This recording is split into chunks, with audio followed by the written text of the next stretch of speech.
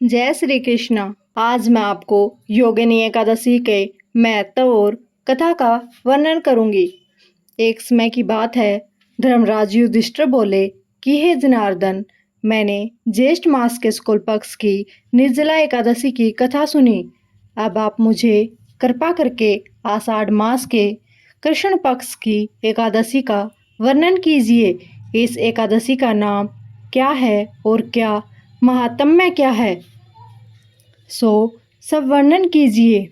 भगवान विष्णु बोले, हे राजन, आषाढ़ मास के कृष्ण पक्ष की एकादशी का नाम योगिनी एकादशी है। इसके व्रत से समस्त पाप नष्ट हो जाते हैं और इस लोक में भोग तथा परलोक में मुक्ति देने वाले हैं। हे राज राजेश्वर, यह एकादशी तीनों लोकों में प्रसिद्ध है। इसके व्रत से पाप नष्ट हो जाते हैं। आपसे पुराण में कही हुई कथा कहता हूँ, ध्यानपूर्वक सुनो। अलकापुरी नाम की नगरी में एक कुबेर नाम का राजा राज्य करता था। वह शिव भगत था। उसकी पूजा करने के लिए वह एक हेममाली पुष्प लाया करता था। उसके विशालाक्षी नाम की अत्यंत सुंदर स्त्री थी। एक दिन वह मानसरोवर से पुष्प ले आया, परंतु कामासक्त होने के कारण पुष्प को रखकर अपनी स्त्री के साथ रमण करने लगा और दोपहर तक न गया। जब राजा कुबेर को उसकी राह देखते देखते दोपहर हो गई तो उसने क्रोधपूर्वक अपने सेवकों को आज्ञा दी कि तुम लोग जाकर हेममाली का पता लगाओ कि वह अभी तक पुष्प क्यों नहीं लाया। जब यक्षों ने उसका पता लगाया तो वे कुबेर के पास जाकर कहने लगे, हे राजन, वह माली अभी तक अपनी स्त्री के साथ रमण कर रहा है। यक्षों की इस बात को सुनकर कुबेर ने हेममाली को बुलाने की आज्ञा दी। हेममाली राजा कुबेर के सम्मुख डर से कांपता हुआ उपस्थित हुआ। उसको देखकर राजा कुबेर को अत्यंत क्रोध आया और उसके होठ फड़फड़ाने लगे। उसने कहा, रे पापी महानीच कामी, तुमने मेरे परम पूजनीय ईश्वर के भी ईश्वर शिव जी का अनादर किया है। मैं तुझे शाप देता हूँ कि तू स्त्री का वियोग भोगेगा तो मृत्युलोक में जाकर कोढ़ी होगा। कुबेर के शाप से वह उसी स्वर्ण स्वर्ग से पृथ्वी पर गिरा और कोढ़ी हो गया। उसकी स्त्री भी उसी समय उसे बिछुड़ गई।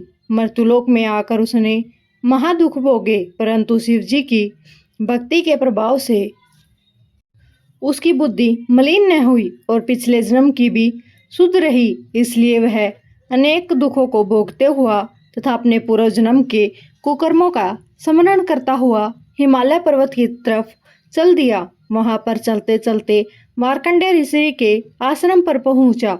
वह ऋषि अत्यंत व्रत तथा तपशाली थे। वह दूसरे ब्राह्मण के समान प्रतीत हो रहे थे। उनका वह आश्रम ब्रह्मा की सभा के समान शोभा दे रहा था। उनको देखकर वह हेममाली वहां पर गया और उनको प्रणाम करके उनके चरणों में गिर पड़ा। उसको देखकर मार्कंडेय ऋषि बोले कि तूने कौन से खोटे कर्म किए हैं जिससे तू कोढ़ी हुआ है और महान दुख भोग रहा है। इस पर हेममाली बोला, हे मुनि, मैं यमराज कुबेर का सेवक था।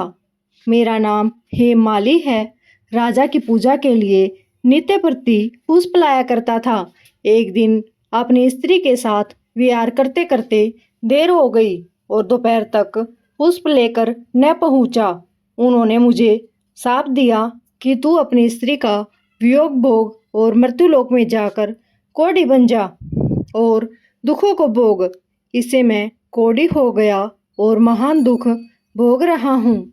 अंत आप कोई ऐसा उपाय बतलाइए जिससे मेरी मुक्ति हो जाए। इस पर मार्कंडेय ऋषि बोले कि भाई, तूने मेरे सन्मुख सत्य वचन कहे हैं, इसलिए मैं तेरे उद्धार के लिए एक व्रत बताता हूँ। यदि तू आषाढ़ मास के कृष्ण पक्ष की योगिनी एकादशी का विधि पूर्वक व्रत करेगा तो तेरे समस्त पाप नष्ट हो जाएंगे। इस पर हेममाली बहुत प्रसन्न हुआ और मुनि के वचनों के अनुसार उसने योगिनी एकादशी का विधि पूर्वक व्रत किया। इसके प्रभाव से वह फिर अपने पुराने रूप में आ गया और अपनी स्त्री के साथ विहार करने लगा। हे राजन, इस योगिनी की कथा का फल 88 सहस्त्र ब्राह्मणों के भोजन कराने के बराबर है। इसके व्रत से समस्त पाप दूर होते हैं और अंत में स्वर्ग मिलता है।